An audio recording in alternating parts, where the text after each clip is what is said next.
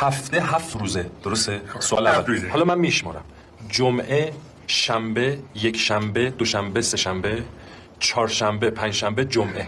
این چرا شد 8 تا؟ ها؟ نه یه بچه بود، یه بار دیگه بشم. جمعه، شنبه، یک شنبه، دوشنبه، سه شنبه، چهارشنبه، پنجشنبه، جمعه. این شد 8 تا. هفته 7 روزه. این چرا شد 8 تا؟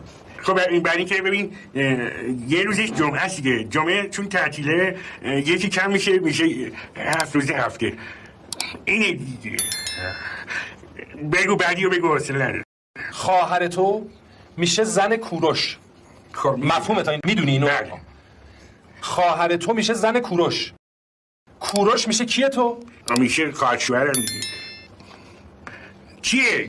کوروش میشه کیه تو؟ آری. کوروش میشه خواهر شوهرت؟ خواهر شوهر. خواهر تو زن کوروشه. کوروش کیه توه؟